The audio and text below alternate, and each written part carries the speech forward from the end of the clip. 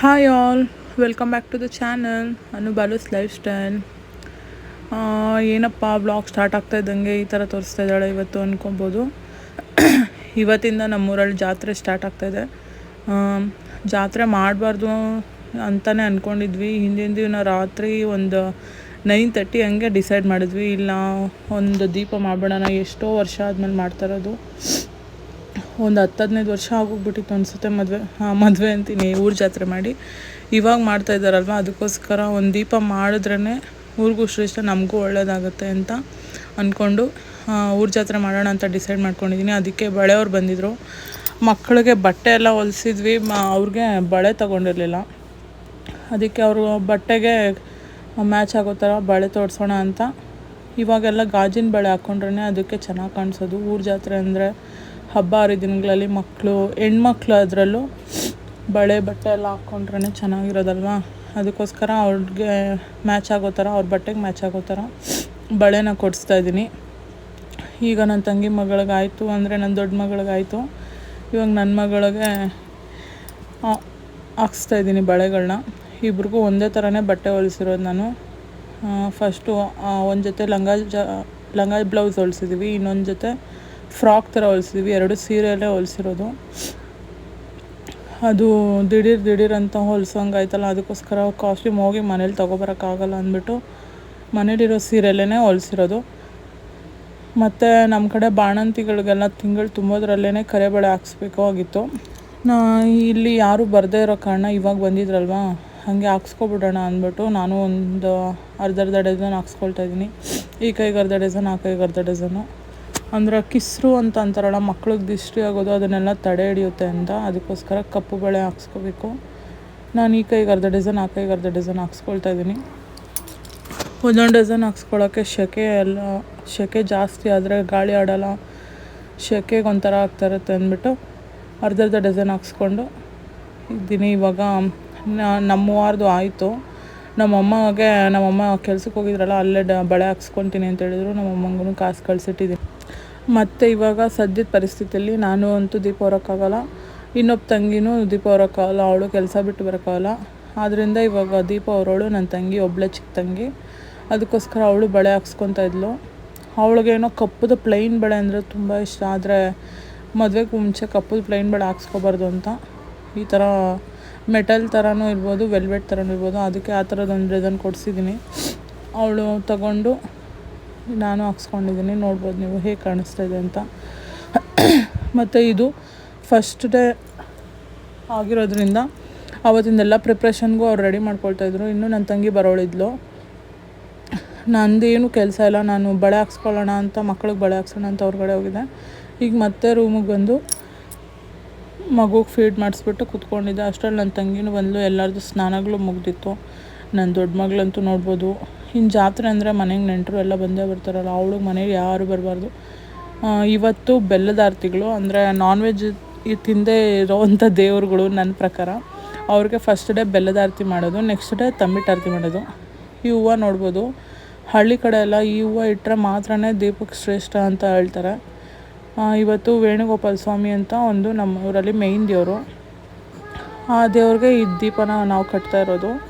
ನನ್ನ ತಂಗಿ ನಮ್ಮಮ್ಮ ಹೂವನ್ನ ಡಬ್ಬೆಗಳಿಗೆ ಕಟ್ತಾಯಿದ್ರು. ಮತ್ತು ನಮ್ಮಪ್ಪ ಅವ್ರ ಅಕ್ಕ ಅಂತ ಇದ್ದಾರೆ ಈ ಊರಲ್ಲೇ, ಅವರು ಹೂವು ಕಟ್ಕೊಡ್ತಾಯಿದ್ರು. ನಾನೇನು ಅಷ್ಟೊಂದು ಏನು ಹೆಲ್ಪ್ ಮಾಡೋಕ್ಕೆ ಹೋಗಲ್ಲ, ಯಾಕಂದರೆ ಮತ್ತೆ ನಾನು ಹೂವು ಎಲ್ಲ ಮುಟ್ಟಿದ್ರೂ ಮಗು ಕಿಸ್ರು ಅನ್ನೋದಾಗುತ್ತೆ ಅಂದ್ಬಿಟ್ಟು. ನಮ್ಮಮ್ಮ ಇಲ್ಲಿ ಮೆಜರ್ಮೆಂಟ್ಸ್ ನೋಡ್ತಾ ಇದ್ದಾರೆ, ಎಷ್ಟಾಗುತ್ತೆ, ಎಷ್ಟು ಡಬ್ಬೆ ಕಟ್ಟಬೇಕು ಅಂದ್ಬಿಟ್ಟು. ನಾನು ನನ್ನ ಮಗಳು ಸೈಲೆಂಟಾಗಿ ಕೂತ್ಕೊಂಡಿದ್ವಿ. ಮನೇಲಿ ಬೇಜಾರಾಗ್ತಾ ಇರುತ್ತೆ, ರೂಮಲ್ಲಿ ಕೂತ್ಕೊಂಡು ಅಂದ್ಬಿಟ್ಟು ಹೆದ್ದು ಬಂದು ಹಾಲಲ್ಲಿ ಕೂತ್ಕೊಂಡು ನೋಡ್ತಾ ಇದ್ದೀರಿ ಏನು ಮಾಡ್ತಾಯಿದ್ದಾರೆ ಅಂತ. ನನ್ನ ಮಗಳು ಯಾವಾಗಲೂ ಸಪ್ಪಗಿರ್ತಾಳೆ. ಅವ್ರದ್ದೆಲ್ಲ ರೆಡಿ ಆಯಿತು, ಇನ್ನೇನು ದೀಪ ಅವ್ರು ಬರೋ ಟೈಮ್ ಆಯಿತು ಅಂದ್ಬಿಟ್ಟು 4 ಗಂಟೆ ಅಂತ ಹೇಳಿದರು.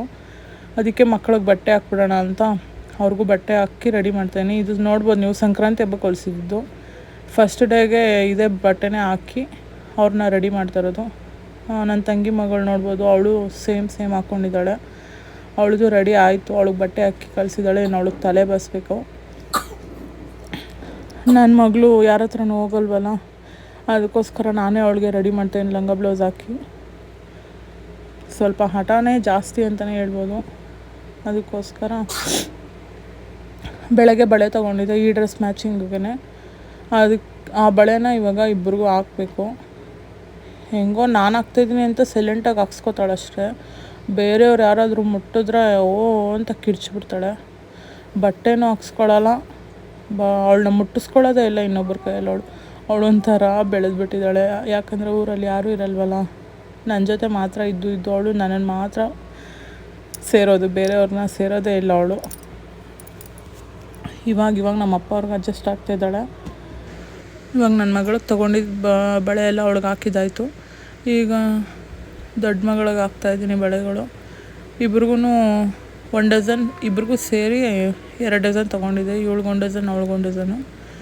ಇಬ್ರಿಗೂ ಅರ್ಧ ಡಜನ್ ಒಂದೊಂದು ಕೈಗೆ ಹಾಕ್ಬಿಟ್ಟು ಅವ್ರನ್ನ ರೆಡಿ ಮಾಡ್ತೀನಿ. ಇವಳು ಸ್ಟಿಕ್ಕರ್ ಇಟ್ಟರೆ ಎಷ್ಟು ಸ್ಟಿಕ್ಕರ್ ಉದುರ್ಸ್ಕೋತಾಳೋ ಅಷ್ಟು. ಅದಕ್ಕೆ ಐಲೈನರ್ ಇಟ್ಬಿಟ್ಟಿನಿ ಚಿಕ್ಕದಾಗಿ. ನನ್ನ ತಂಗಿ ಆ ಡ್ರೆಸ್ಗೆ ಮ್ಯಾಚಿಂಗಾಗಿ ಒಂದು ಸರ ತೊಗೊಬಂದಿದ್ಲು. ಬೇರೆ ಸರ ಹಾಕೋಣ ಅಂದರೆ ಅವಳು ಚುಚ್ಚುತ್ತೆ ಅಂತ ಯಾವಾಗಲೂ ಅದರಲ್ಲೇ ಕೈ ಇಟ್ಕೊಂಡು ಇದು ಮಾಡ್ತಾಯಿರ್ತಾಳೆ. ಅದಕ್ಕೋಸ್ಕರ ಇದೇನು ಚುಚ್ಚದೇ ಇರೋ ಅಂಥದ್ದು ಒಂದು ಹಾಕಿದ್ದೀನಿ. ಅದು ಅವಳಿಗೆ ಲೂಸು. ಸಿಂಪಲಾಗಿ ರೆಡಿ ಮಾಡಿಟ್ಟಿದ್ದೀನಿ. ನೋಡಬೇಕು ದೀಪದ ಹಿಂದೆ ಹೋಗ್ತಾರೋ ಇಲ್ಲಾಂದರೆ ಸುಸ್ತಾಗಿ ಹೋಗ್ತಾಳೋ ಅಂತ. ನನ್ನೊಬ್ಳಿದ್ರೆ ಸಾಕು ನನ್ನ ಮಗಳಿಗೆ, ಇನ್ಯಾರೂ ಬೇಡ. ಅವ್ರ ಅಪ್ಪ ಬಂದಾಗ ಒಂದು ಎಕ್ಸೈಟ್ಮೆಂಟ್ ಇರುತ್ತೆ ಅಷ್ಟೇ ಅವಳಿಗೆ, ಓ ನಮ್ಮ ಪಪ್ಪ ಬಂದರು ಅಂತ. ಆಮೇಲೆ ಅವ್ರ ಅಪ್ಪ ಹತ್ರನೂ ಹೋಗಲ್ಲ. ನಮ್ಮನೆ ಹೆಣ್ಮಕ್ಳದೆಲ್ಲ ರೆಡಿ ಆಗಿದ್ದಾಯಿತು. ಇನ್ನು ಗಂಡು ಮಗಂದು ಇವನಿಗೂ ಅವ್ರಿಗೆ ಮ್ಯಾಚ್ ಆಗೋ ಥರ ಕಲರೇ ಹಾಕೊಳ್ಳೋಣ ಅಂದ್ಬಿಟ್ಟು ಇವನಿಗೂ ಮೆರೂನ್ ಕಲರೇ ಬಟ್ಟೆ ಹಾಕ್ತಾಯಿದ್ರಿ. ಗಂಡು ಮಕ್ಕಳದೆಲ್ಲ ಏನು ಒಂದು ಪ್ಯಾಂಟ್ ಶರ್ಟ್ ಹಾಕ್ಕೊಟ್ರೆ ರೆಡಿ ಆಗೋಯ್ತು ಅಷ್ಟೇ. ಅವ್ರಿಗೆಲ್ಲ ಆಗಲೇ ಸ್ನಾನ ಮಾಡಿಸ್ದಾಗೆ ಲೋಷನ್ ಕ್ರೀಮೆಲ್ಲ ಹಾಕಿಟ್ಟಿದ್ನಲ್ವ, ಹಾಗಾಗಿ ಇವಾಗ ಏನಿಲ್ಲ, ಬರೀ ಬಟ್ಟೆ ಹಾಕಿ ಅವ್ರನ್ನ ರೆಡಿ ಮಾಡಿದ್ರೆ ಮುಗೀತಷ್ಟೆ. ಇವಂದಾಗೋಯ್ತು. ಅದಾಗಿದ ತಕ್ಷಣ ಮತ್ತೆ ಊರು ಮುಂದೆ ಹೋಗೋ ಮುಂಚೆ ಮನೇಲಿ ದೀಪ ಹಚ್ಚಿ ಮನೇಲಿ ಬೆಳಗಬೇಕಲ್ವ. ಹಾಗಾಗಿ ಕಟ್ಟಿದಂಥ ದೀಪನ ಇವತ್ತು ಮನೇಲೇ ಪೂಜೆ ಮಾಡ್ತಾಯಿದ್ದಾರೆ ಫಸ್ಟು, ಆಮೇಲೆ ಹೊರಗಡೆ ತೊಗೊಂಡು ಹೋಗೋದು.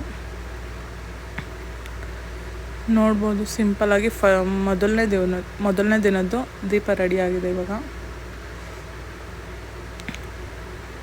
ಇಲ್ಲೆಲ್ಲ ರೆಡಿಯಾಗಿ ಕುತ್ಕೊಂಡಿದ್ದಾರೆ ಮಕ್ಕಳೆಲ್ಲ. ದೀಪ ಅವ್ರು ಬರೋ ಅಷ್ಟರಲ್ಲಿ ಮಕ್ಕಳೆಲ್ಲ ಸುಸ್ತೇ ಆಗೋಗ್ಬಿಡ್ತಾರೆ. ಮತ್ತು ಒಂದು ದೇವ್ರಿಗೆ ಮಾತ್ರ ದೀಪ ತೊಗೊಂಡೋಗೋ ಅಂತ ಇದ್ದಿದ್ದು. ಮತ್ತು ಆಂಜನೇಯನಿಗೆ, ಶ್ರೀರಾಮನಿಗೆ ಮನೇಲೇ ಎದುರೊತ್ತೋದು ಅಂತ ಹೇಳ್ತಾರೆ. ಅಂದರೆ ಮನೇಲೇ ದೀಪ ಮಾಡಿ ದೇವಸ್ಥಾನ ಯಾವ ಕಡೆ ಇರುತ್ತೋ ಆ ಕಡೆಗೆ ದೀಪನ ಆರತಿ ತೆಗೆದು ದೇವ್ರಿಗೆ ನಮಸ್ಕಾರ ಮಾಡ್ಕೊಳ್ಳೋದು. ನಿನ್ನ ಪೂಜೆ ನೀನು ಕೊಟ್ಟಿದ್ದೀವಪ್ಪ ಅಂತ. ಫಸ್ಟು ಆಂಜನೇಯನಿಗೆ ನನ್ನ ತಂಗಿ ಇಲ್ಲಿ ದೀಪ ಬೆಳಗ್ತಾಯಿದ್ದಾಳೆ. ಇಲ್ಲಿ ನೋಡ್ಬೋದು ನೀವು ಬಟ್ಟೆ ಏನಪ್ಪ ಅಂತ. ಮಕ್ಕಳಿರೋ ಮನೇಲಿ ನಮ್ಮ ಮನೇಲಿ ಜನ ಜಾಸ್ತಿ ಬೇರೆ. ನಮ್ಮಮ್ಮ ಅಂತೂ ಬಟ್ಟೆ ಒಗಿತಾನೆ ಇರ್ತಾರೆ. ಅದು ಎಷ್ಟು ಬಟ್ಟೆಗಳು ಬೀಳ್ತವೋ. ಆ ಬಟ್ಟೆ ಎಲ್ಲ ಮತ್ತೆ ಇಟ್ಟರೆ ಅದೇ ಒಂದು ದೊಡ್ಡದಾಗಿ ಕಾಣಿಸುತ್ತೆ. ಆಂಜನೇಯನಿಗೆ ದೀಪ ಬೆಳಗಿದಾಯಿತು. ಇವಾಗ ಶ್ರೀರಾಮ ಸ್ವಾಮಿ ದೇವ್ರಿಗೆ ದೀಪ ಬೆಳಗ್ತಾಯಿದ್ದಾರೆ. ಗಂಡವ್ರು ಫಸ್ಟು, ಇವರೆಲ್ಲ ವೆಜಿಟೇರಿಯನ್ಸು.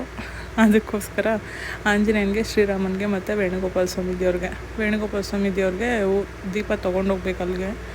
ಇನ್ನಿಬ್ರಿಗೂ ಮನೆಯಲ್ಲೇ ಆರತಿ ಬೆಳಗೋದಂತೆ. ಅದಕ್ಕೂ ಸ್ವಲ್ಪ ಡೆಕೋರ್ ಮಾಡಬೇಕಾಗಿತ್ತು. ಮಕ್ಕಳನ್ನ ಹಾಕ್ಕೊಂಡು ಆಗಲ್ಲ ಅಂತ ಇದು ಮಾಡಿದ್ವಿ. ಇವಾಗ ನೋಡ್ಬೋದು ಊರ ಮುಂದೆಲ್ಲ ಹೆಂಗೆ ರೆಡಿ ಮಾಡಿದ್ದಾರೆ ಅಂತ. ಇದೇ ದೇವಸ್ಥಾನಕ್ಕೇ ಇವಾಗ ದೀಪ ತೊಗೊಬರೋದು. ನಮ್ಮೂರಲ್ಲಿ ಮೇಯ್ನ್ ದೇವ್ರು ಅಂದರೆ ಇದೆ, ವೇಣುಗೋಪಾಲ ಸ್ವಾಮಿ ದೇವಸ್ಥಾನ ಅಂತ. ಆ ದೇವಸ್ಥಾನದ ಒಂದು ಕ್ಲಿಪ್ಪಿಂಗ್ಸ್ ಹಾಕ್ತೀನಿ ನೋಡಿ. ಇದೇ ವೇಣುಗೋಪಾಲ ಸ್ವಾಮಿ ದೇವಸ್ಥಾನ. ಅದು ದೇವರು ಮತ್ತು ಇದು ಮೆರವಣಿಗೆ ದೇವರು. ಹಾಗೆ ಮಾಡ್ತಾ ನನ್ನ ತಂಗಿ ಊರಿಗೆ ಹೋಗೋಕ್ಕೆ ಟೈಮ್ ಆಗಿತ್ತು. ಈ ಕಡೆ ನೋಡ್ಬೋದು ದೀಪಗಳೆಲ್ಲ ಹೊರಡ್ತಾ ಇದ್ದಾವೆ. ಅಂದರೆ ಊರಲ್ಲಿ ಎಷ್ಟು ಬೀದಿಗಳಿದಾವೋ ಅಷ್ಟು ಬೀದಿಗೂ ವಾಲಕದವ್ರು ಹೋಗಿ ದೀಪಗಳನ್ನ ಕರ್ಕೊಂಬರೋದು, ಊರ ಮುಂದೆ ಸೇರಿಸಿ ಎಲ್ಲರನ್ನೂ ಒಟ್ಟಿಗೆ ಕರ್ಕೊಂಡು ಆಮೇಲೆ ದೇವ್ರಿಗೆ ದೀಪ ಬೆಳಗುವಂಥದ್ದು. ಹಾಗೆ ರೋಡಲ್ಲಿ ಹೋಗ್ತಾ ಕ್ಲಿಪ್ಪಿಂಗ್ಸ್ ತೊಗೊಂಡ್ವಿ. ಈಗ ಈವ್ನಿಂಗ್ ಆಯಿತು, ದೀಪ ಅದು ವಾಲಕದವರೆಲ್ಲ ಬಂದರು. ನನ್ನ ತಂಗಿನೂ ರೆಡಿ ಆದಳು. ಇಲ್ಲಿ ದೀಪ ತೊಗೊಂಡು ಹೋಗ್ತಾ ಇದ್ದಾಳೆ. ವಾಲಕದವ್ರು ಬಂದು ಅಳಿಸಿದ್ರು. ಇವಳು ಒಂಚೂರು ಲೇಟ್ ಆಯಿತು, ಅದಕ್ಕೆ ಅವಳಿಗೆ ವೆಯ್ಟ್ ಮಾಡ್ತಾಯಿದ್ದಾರೆ ಮುಂದೆ ಎಲ್ಲ ನಿಂತ್ಕೊಂಡು. ಇವಳು ಇಟ್ಕೊಂಡು ಈಗ ಮುಂದಕ್ಕೆ ಹೋಗ್ತಾಳೆ. ಅಂದರೆ ಇದು ಒಂದೊಂದು ಬೀದಿ ಲೆಕ್ಕ. ಇದು ನಮ್ಮ ಬೀದಿಯವ್ರದ್ದು ಮಾತ್ರ ಇಷ್ಟು ದೀಪಗಳು. ಹಗ್ಲೊತ್ತಾಗಿದ್ರೆ ನಡೆಯೋಕ್ಕಾಗಲ್ಲ, ಬರೀ ಕಾಲಲ್ಲಿ ಬೇರೆ ಹೋಗ್ಬೇಕಲ್ವ, ಅದಕ್ಕೋಸ್ಕರ ನೈಟ್ ಹೊತ್ತು ಮಾಡ್ತಾಯಿದ್ದಾರೆ ನಮ್ಮೂರಲ್ಲಿ. ಇವಾಗ ಬಿಸಿಲು ಸಿಕ್ಕಾಪಟ್ಟೆ ಬಿಸಿಲಾಗಿರೋದ್ರಿಂದ ನೈಟ್ ಹೊತ್ತಾದ್ರೆ ತಂಪೊತ್ತಾಗಿರುತ್ತೆ ಅಂದ್ಬಿಟ್ಟು ಕರ್ಕೊಂಡು ಹೋಗ್ತಾಯಿದ್ರು. ಆಮೇಲೆ ಏನೋ ಗೊತ್ತಿಲ್ಲ, ಈ ಸರ್ತಿ ಏನೋ ನಮ್ಮೂರಲ್ಲಿ ಎಲ್ಲ ದೀಪಗಳನ್ನ ಸೇರಿಸಿ ರೌಂಡ್ ಹೊಡಿಸ್ತಾಯಿದ್ರು, ನೋಡ್ಬೋದು ಇದು. ಆಮೇಲೆ ಕರ್ಕೊಂಡು ಹೋಗ್ತಾ ಇರೋದು ಎಲ್ಲರೂ, ಊರೆಲ್ಲ ಒಂದು ರೌಂಡ್ ಬರ್ತಾ ಇರೋದು ಇದು.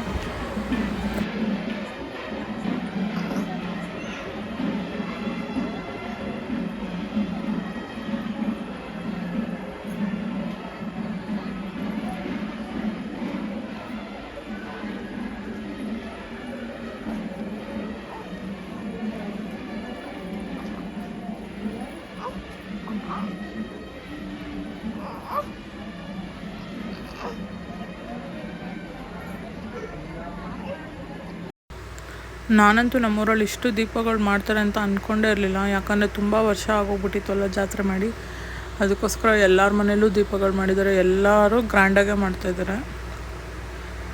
ಒಂಥರ ಚೆನ್ನಾಗಿತ್ತು, ಖುಷಿ ಆಯಿತು. ಅಂದರೆ ರೋಡಿಗೆ ಹೋಗೋ ಹಾಗಿಲ್ಲ ಅನ್ನೋದೊಂದು ಬೇಜಾರಷ್ಟೇ. ಇಷ್ಟೊತ್ತಲ್ಲಿ ಒತ್ತು ಮುಳುಗೋದ್ಮೇಲೆ ಹಕ್ಕಿಗಳು ಓಡಾಡ್ತವೆ, ಹೋಗ್ಬಾರ್ದು ಅಂತ ಹೇಳ್ತಾರೆ, ಮಗುಗೆ ಒಳ್ಳೇದಲ್ಲ ಅಂತ. ಹಾಗಾಗಿ ನಾನು ರೋಡ್ಗೆ ಹೋಗಿಲ್ಲ. ನಮ್ಮ ಮನೆ ಮುಂದೆಯಿಂದನೇ ಎಷ್ಟಾಗುತ್ತೋ ಅಷ್ಟು ಕ್ಯಾಪ್ಚರ್ ಮಾಡಿಕೊಂಡು ನಿಮ್ಮ ಜೊತೆ ಶೇರ್ ಮಾಡ್ಕೊಳ್ತಾಯಿದ್ದೀನಿ. ಇಷ್ಟ ಆಗಿತ್ತು ಇವತ್ತಿನ ವೀಡಿಯೋ. ಇದು ಡೇ 1 ವೀಡಿಯೋ, ನೆಕ್ಸ್ಟ್ ಡೇ 2 ಬರುತ್ತೆ. ಪ್ಲೀಸ್ ವಾಚ್ ಮಾಡಿ. Thank you for watching.